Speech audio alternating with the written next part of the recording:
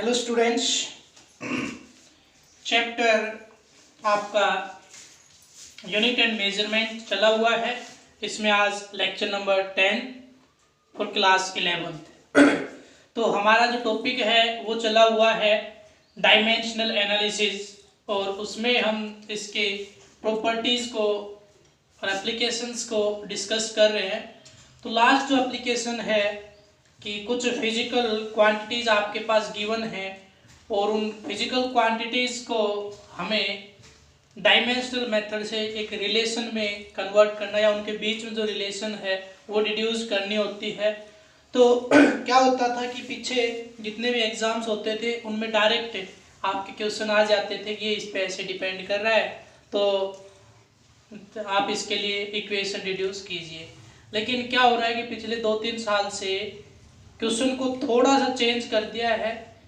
देखो, अगर वो टाइप आपकी की हुई नहीं है तो आपको हार्ड लगेगा, अगर की हुई है तो जो आपने कर लिए उन सभी से आसान होते हैं ऐसे क्वेश्चन। तो वो टाइप में आपके आज डिस्कस कर देता हूँ। देखिए कैसे होता है। Considered that F, V and T are fundamental units. वो कह रहा है कि इनको फंडामेंटल यूनिट्स आप मान लीजिए।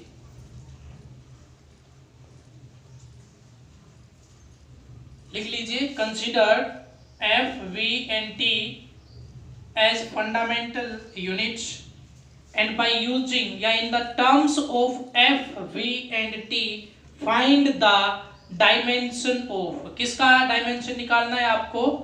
Find the dimension of mass. Mass का डायमेंशन निकालना है, ठीक है। यानी जो fundamental mass, length and time है उस फॉर्म में ना होके इस फॉर्म में आपको ये करना है, और इसका डायमेंशनल फॉर्मूला आपको बताना है किस फॉर्म में? एफ, वी एंड टी की फॉर्म में। Where F is the force, V is the velocity and T is the time. ये गिवन है। ये आपका क्या है? फोर्स है, ये आपकी वेलोसिटी है, और ये आपका टाइम है। ये सब कुछ आपके पास गिवन है। तो देखिए क्वेश्चन में क्या करना, तो बहुत इजी है, बस थोड़ा सा क्वेश्चन का टाइप बदला है। अगर आपको ट्रिक पता है कैसे करना है तो आप बहुत इजीली इसको कर पाओगे। तो देखिए, mass is depends upon F, V and T. तो इनकी पावर ले लेता हूं मैं, जैसे ए बी लेते थे ऐसे ले लेता हूं। F raise the power A, V raise the power B and T raise the power C. इस फॉर्म में मैंने लिख लिया। उसके बाद वही एम इज डायरेक्टली डिपेंड को हटाने के लिए इज इक्वल टू यहाँ पे के, और वो के मैं मान रहा हूं 1। क्या मान रहा हूं? के 1। तो आपके पास ये आ गया, लिख दो क्या डायमेंशनल फॉर्मूला? फोर्स का होता है m1 l1 t minus 2, m1 l1 t minus 2। ये तो होता है फोर्स का, बहुत बार पढ़ चुके। इसकी पावर की a। उसके बाद वेलोसिटी का क्या होता है? l t minus 1, distance per unit time. तो इसकी पावर b, और टाइम का t रहता ही है, तो इसकी पावर c। और इधर मैं ले लेता हूं मास।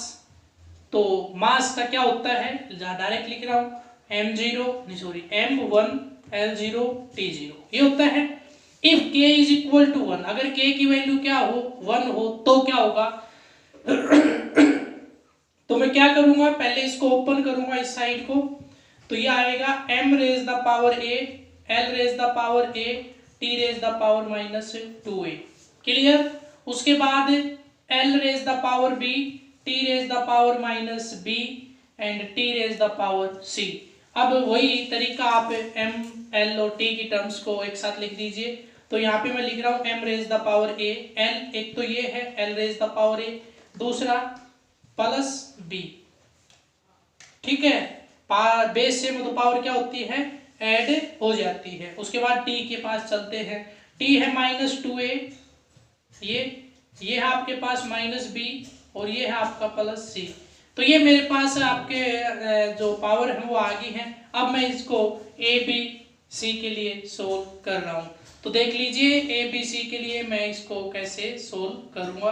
तो मैं क्या करता हूँ, जो आपके पास a की वैल्यू है a, अगर इसको राइट साइड लेफ्ट साइड से कंपेयर करके देखूं तो a की वैल्यू क्या होगी आपके पास 1। उसके बाद a plus B is equal to 0, तो यहाँ से मेरे पास आ रहा है a is equal to minus of B और a की वैल्यू कितनी है 1, यानी a is equal to minus 1। उसके बाद t आ रहा है मेरे पास, देखिए a की वैल्यू आ गई और सॉरी यहाँ पे b निकालना था मेरे को, मैंने ये निकाल दिया, तो b is equal to minus 1, ये आ गया, ये आ गया। अब मेरे को c और चाहिए, तो c वाला टर्म लिख लीजिए minus of 2a minus B plus C is equal to 0। तो a की वैल्यू कितनी 1 यहाँ पे रख दीजिए, b की वैल्यू कितनी माइनस 1 वो भी यहाँ पे रख दीजिए, तो माइनस ऑफ 2 माइनस ये और इसकी वैल्यू रखोगे माइनस, ये हो रहा है plus 1 plus C is equal to 0, तो ये बच गया माइनस 1, उधर जाके क्या हो जाएगा ये प्लस 1, तो सी इज इक्वल टू 1। तो ये मेरे पास है इसकी पावर आई।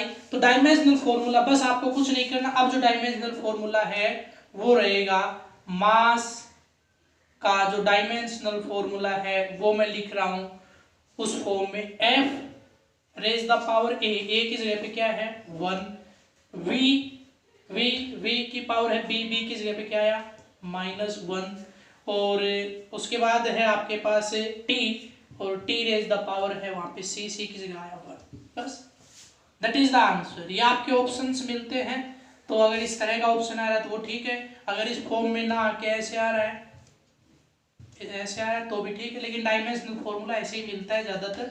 अगर ऐसे आए या फॉर्म में तो भी आप देख लेना, अदरवाइज ऐसे ही मिलेगा, तो ये आपका करेक्ट ऑप्शन है। क्लियर है, बहुत इजी है, केवल टाइप पे जो क्वेश्चन का टाइप है वो बदला है, करने का तरीका सेम है। चलिए नेक्स्ट क्वेश्चन मैं आपके लिए छोड़ के चल रहा हूँ और उससे नेक्स्ट मैं करवा रहा हूँ। तो नेक्स्ट क्वेश्चन में मैं लिख रहा हूँ, एक तो सबसे मोटी प्रॉब्लम आप बच्चों, आप सभी स्टूडेंट्स की ये है कि कोई भी बच्चा मेरे से जो न्यूमेरिकल किए हैं उनको शेयर नहीं कर रहा है कि उनका ठीक भी है या नहीं है। पता नहीं कैसे पता चलेगा तुम्हें ठीक है या फिर बुक है और बुक से कॉपी मार रहे हो।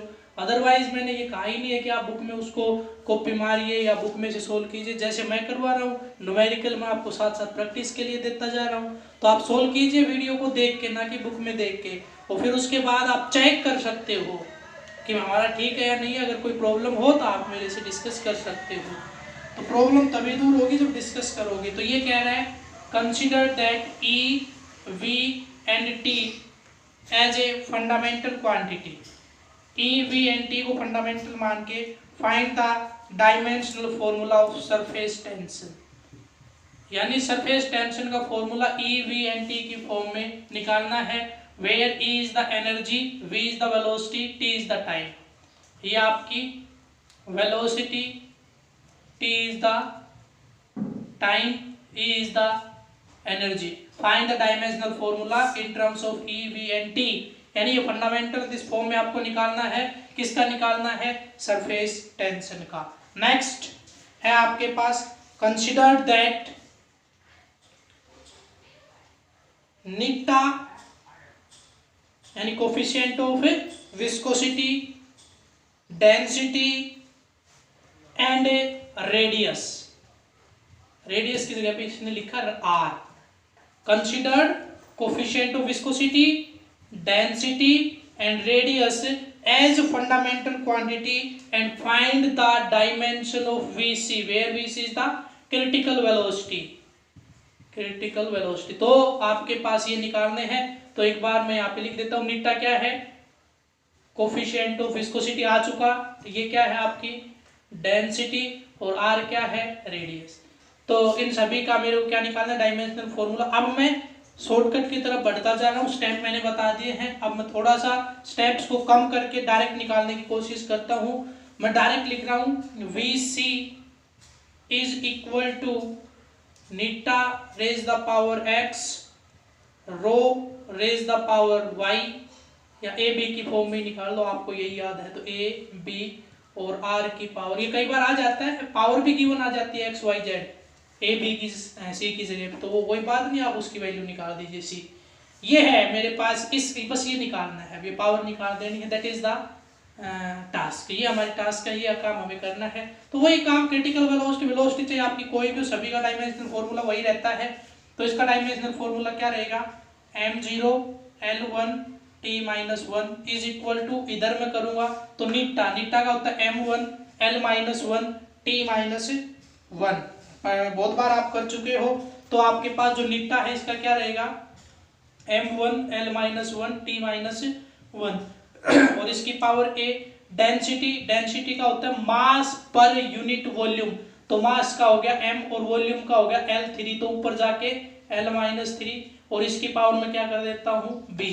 उसके बाद देखिए नेक्स्ट आगे क्या है, आगे है r, रेडियस का होता है l की पावर कर दी मैंने c, l raise the power क्या कर दी मैंने c। उसके बाद मेरे को क्या करना है ये आप नोट करके रखिए, इसकी पावर मैंने x ली है, सॉरी a ली है, इसकी b और इसकी c, और इज इक्वल टू क्या लिया मैंने bc, ये मेरे को निकालना है। ठीक है, इसको मैं थोड़ा सा जगह बनाने के लिए यहाँ से हटा देता हूँ। चलिए ये मेरे पास टास्क हुई, तो अब मैं क्या करता हूँ भाई, इसको ओपन करता हूँ, ma L-a t-a। कुछ बच्चे तो ये देखिए बार बार ऐसा देख देख के बोर भी होने लगे होंगे कि ऐसे आसान न्यूमेरिकल बार बार क्यों करवा रहे हैं, और कुछ अब भी दुखी हैं कि ये हार्ड है, अब भी नहीं हो रहे। तो जो ऐसा सोच रहे हैं वो काम नहीं कर रहे प्रॉपरली, वो मेहनत नहीं कर रहे, इसलिए उनको हार्ड लग रहा है। अदरवाइज बहुत इजी है। m की टर्म्स को लिख लीजिए, m की पावर यहाँ पे m raise the power a है और इधर b है, तो a प्लस b मैंने कर दिया, ये हो गया, ये हो गया। उसके बाद l की टर्म्स को लिख लीजिए, l raise the power minus a लिखा, l रेज द पावर -3 भी लिखा। उसके बाद है l raise the power c plus c। उसके बाद t अकेला है, t की पावर -a। ये मेरे पास फॉर्मूला बन रहा है। Now solve this for a b and c, और जो a और b c की वैल्यू है वो यहाँ रख देनी है। क्लियर। उसके बाद नेक्स्ट क्वेश्चन है, बहुत ही अच्छा क्वेश्चन है, मैं फॉर्मूलाज आपको सारे लिख के दे दूंगा, आपको सोल्व करना है। न्यूमेरिकल है, बहुत अच्छा न्यूमेरिकल है। Consider that E square upon 4 pi epsilon not c,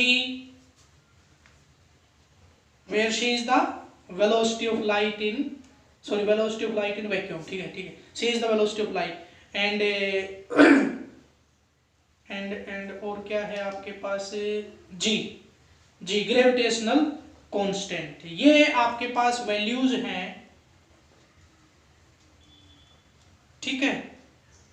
तो ये गिवन है, आपको इनको क्या मान के चलना है, बेस क्वांटिटी मान के चलना है। क्या मान के चलना, fundamental. And find the answer of, या find the dimension of length. किसका निकालना है, लेंथ का डायमेंशन इस फॉर्म में चाहिए, तो इसकी पावर क्या करोगे a, इसकी पावर क्या करोगे b, इसकी पावर क्या करोगे c। ये हो गया, ये हो गया। लेकिन इसमें आपको एक दिक्कत है, ये वेलोसिटी है, नोट कर लीजिए, वेलोसिटी यूनिवर्सल ग्रेविटेशनल कांस्टेंट, और ये जो होता है ये होता है कूलॉम्स लॉ। ये क्या होता है, कूलॉम्स लॉ। तो इसको किस फॉर्म में लिख लेता हूं, ये मैं लिखता हूं इस फॉर्म में, F is equal to E square upon 4 pi epsilon naught D square. Clear है, अरे क्लियर है। लेकिन इसमें d है नहीं, इसमें d है नहीं, तो क्या लिखोगे, ये किसके बराबर हुआ, E square upon 4 pi epsilon naught is equal to F D square. D है लेंथ है, तो ये जो टर्म थी इसकी जगह पे क्या आ गया, ये आ गया। सोल्व कर दीजिए। सोल्व करने के बाद जैसे ही आपकी यहां से ए की वैल्यू आएगी, क्लियर है ना, यानी आपके पास ये जो टर्म इसकी जगह पे क्या आ गया, ये। अदरवाइज आपको दिक्कत पड़ेगी। ई है चार्ज, है ना, चार्ज का निकालना पड़ेगा, फिर एप्सिलॉन नॉट का निकालना पड़ेगा, बहुत लेंथी हो जाएगा। तो मैंने यहाँ पे कूलॉम्स लॉ का यूज कर दिया। आपको पता चल जाएगा जैसे जैसे फॉर्मूलाज आते जाएंगे, तो ये कूलॉम्स लॉ बन सकता है कैसे, अगर ऐसे कर दूं तो ये लेंथ होती है। तो अगर इस फॉर्मूला को इस फॉर्म में लिखना चाहूं तो फोर्स इज इक्वल टू, ये जो टर्म है किसके बराबर हो रही है, इसके बराबर। तो यहाँ पे आप फोर्स का लिखिए, इसका डायमेंशनल फॉर्मूला, इसकी रेज द पावर क्या कर दोगे आप, इसकी रेज द पावर क्या कर दोगे a, और ये क्या करोगे आपकी c और g एज इट इज आप आगे लेके चलोगे, और इनके डायमेंशन 1 बाय 1 यहाँ पे लिख दोगे। अब इनके डायमेंशनल फॉर्मूला लिख दो, और किसके साथ कंपेयर कर दोगे, लेंथ के साथ। a b c की वैल्यू निकाल के यहाँ पे रखनी है। पहले आप क्या कंसीडर करोगे, सपोज l का डायमेंशनल फॉर्मूला ये है, ठीक है, और फिर ए बी सी की वैल्यू निकाल दोगे। ए की वैल्यू निकालने के लिए ये यूज होगा। आया हुआ है IIT में आया हुआ है। इससे पीछे वाला ये वाला जो था, जो आपको टास्क दिया, वो भी एम्स का है। इससे पहले वाला नीट का एग्जाम में आया हुआ है। उसके बाद एक और मैं लिख रहा हूँ, उसको मैं सोल्व कर देता हूँ, नहीं तो आप सोचोगे सारे हमारे से दे दिए। एक मैं सोल्व कर देता हूँ और वो आपको आगे कर लेना है। तो देखिए जो मैं लिख रहा हूँ वो है, consider that time, velocity and angular momentum. H क्या है? Angular momentum, angular momentum as fundamental. इनको क्या मान लीजिए? Fundamental. And find the dimension of mass. Mass का डायमेंशन निकाल लीजिए। तो देखिए क्या होगा, मैं डायरेक्ट कर रहा हूं, m1 L0 T0 is equal to, सब मान मूलना जो भी था आपका कंसीडर करना था, के वगैरह सब एक स्टेप में गायब कर दिया मैंने, उसको हटा भी दिया 1 मान के। और यहाँ पे t है, टाइम, t है, हाँ टाइम ही है, तो t रेज द पावर क्या मान लूं मैं? a। उसके बाद c होती है velocity, velocity means L t-1, इसको मान लूं मैं b। उसके बाद ये बहुत खतरनाक है, h, एंगुलर मोमेंटम। ये जो होता है ये होता है आपका mvr, मास, वेलोसिटी और ये रेडियस। तो इसका अलग से लिखिए, मास का m, वेलोसिटी का L t-1 और इसका रेडियस का L। तो ये हो गया इसका m1। नोट कर लीजिए, एंगुलर मोमेंटम नया आया है, m1 L2 t-1, m1 L2 t-1। शायद अब तो कुछ भी बचा ही नहीं है इसमें, सारे जैसे किए हैं वैसे ही आपको a और a b c की वैल्यू निकाल लेनी है। यहाँ पे a तो आ भी गया है, a इज इक्वल टू 1। पहले सोल्व करना पड़ेगा, 1 minute. t raise the power a, L raise the power b, t raise the power minus b, m raise the power c, L raise the power 2c, t raise the power minus c। अब इसको solve कर लीजिए। तो पहले किसकी term लेनी है आपको? मास की टर्म लेनी है, मास की टर्म लेनी है। तो इसकी पावर है c, हो गया। उसके बाद आपको लेना है L, लेंथ की टर्म। तो लेंथ की पावर b होगी और लेंथ की पावर प्लस 2c होगी। उसके बाद आपको लेना है टाइम। तो टाइम की t, ये a हो गया, ये आपका टाइम, ये रहा माइनस b हो गया और ये रहा माइनस c हो गया। नाउ अब इसकी वैल्यूज को रखना शुरू कीजिए। यहाँ से मैं देख रहा हूँ c इज इक्वल टू क्या है? 0, c इज इक्वल टू 0। उसके बाद है b plus 2c is equal to, भाई 1 मिनट, ये मैंने कुछ गड़बड़ की है यहाँ पे। ये है c और m की पावर यहाँ पे क्या है? 1, यहाँ पे m की power c is equal to 1, sorry. और ये है आपका b plus 2c which is equal to 0। तो यहाँ पे आ गया b is equal to minus 2c और मेरे को क्या चाहिए? b चाहिए ना, हाँ ठीक है। तो यहाँ पे वैल्यू रख दीजिए 1, b is equal to minus of 2, 2 value आ गई, c आ गया, b आ गया। अब a और चाहिए, a minus b minus c is equal to 0। ये t के रेंज जो पेज है ना, उसकी पावर्स को कंपेयर करना, वो थोड़ा गड़बड़ कर दिया मैंने शुरू में। तो ये देखिए, ये आपके पास क्या हो गया? 0। तो यहाँ पे मैं क्या लिख सकता हूँ? वैल्यूज हैं मेरे पास b की और c की जगह पे 1 और b की जगह पे 2 यानी प्लस का हो गया, और ये आपका माइनस कराएगा इज इक्वल टू 0। तो a is equal to minus 1। बस हो गया आंसर हो गया आपका। कहाँ से लेके चले थे? ये यहाँ से लेके चले। तो मैं लिख रहा हूँ यहाँ पे m यानी मास का डायमेंशनल फॉर्मूला होगा t की पावर क्या मान लूँ? a, इसकी पावर b और इसकी पावर c, यही मानना था मैंने, ठीक है। यहाँ पे डायरेक्ट जो कर रखा है, तो t की पावर a की जगह पे क्या रखूँ? -1। उसके बाद c की पावर मैंने b की जगह पे -2, और उसके बाद मेरे पास है h की पावर मैंने रखी c की जगह पे है 1। तो c की जगह पे क्या आ जाएगा? 1, h की power h raise the power 1। तो ये इसका डायमेंशनल फॉर्मूला आ गया। तो जितने भी मैंने न्यूमेरिकल दिए हैं ये सारे के सारे आपके कॉम्पिटिटिव एग्जाम्स में आए हुए हैं। इसके अलावा कुछ ऐसे क्वेश्चन भी आते हैं जिनमें थोड़ा सा 12th का यूज होता है, जैसे मैंने एक आपको दिया है, ऐसे ही 2 क्वेश्चन और हैं जिसमें कंडक्टिविटी और रेजिस्टिविटी का यूज़ करवा के देखेगा, तो वो मैं आपको बाद में करवाऊंगा, क्योंकि थोड़ा सा आपको हार्ड लगेंगे, क्योंकि आपको रिलेशंस पता नहीं है अभी कंडक्टिविटी और रेजिस्टिविटी को हमने लेंथ या जो भी आपका है एरिया, रेजिस्टेंस, इसकी फॉर्म में कन्वर्ट करना पड़ेगा, ऐसी कंडक्टिविटी को करंट वगैरह की फॉर्म में कन्वर्ट करके फिर हो जाएगा। वो कोई बड़ी बात नहीं है, वो मैं आपको सिखाऊंगा, पक्का सिखाऊंगा, ये कंफर्म है। लेकिन पहले आप ये कर लीजिए, वो जो पार्ट है उसको 12th में कवर करेंगे तो आपके लिए अच्छा रहेगा, क्योंकि फॉर्मूला आप पढ़ चुके होंगे और आपको याद भी रहेगा। तो यहाँ तक आप इसको कंप्लीट कीजिए। किसी बच्चे का पीछे का रह रहा हो तो ज़रूर उसको कंप्लीट कर लीजिए। मैं बहुत ही धीरे धीरे, बहुत थोड़ा थोड़ा आपको पढ़ाता जा रहा हूँ, और ये भी फिक्स है कि इसी स्पीड से मैं हमेशा चलता हूँ, और जो सिलेबस है वो भी आपका बिल्कुल टाइमली मैं आपका कंप्लीट कर दूंगा, बिना कुछ छोड़े। किसी भी लेवल का कोई भी क्वेश्चन का टाइप मैं कभी भी छोड़ के नहीं चलूँगा। लेकिन आप रेगुलरिटी बनाए रखिए। मैं देख रहा हूँ कि पहले बच्चे डेली 80 से 85 के आसपास डेली देख लेते थे, लेकिन अब वो संख्या 55 और 50 के आसपास आ गई है। तो थोड़ा सा रेगुलरिटी बना के रखिए। मैं ये नहीं कह रहा देख नहीं रहे, लेकिन वो 2 दिन बाद फिर हो रही है, वो 90-85 2-3 दिन के बाद संख्या हो रही है। तो मैं आप सभी से रिक्वेस्ट करता हूँ कि टाइमली देखिए, रेगुलरली देखिए, ताकि कोई प्रॉब्लम ना आए। आज के वीडियो में इतना ही। थैंक्स।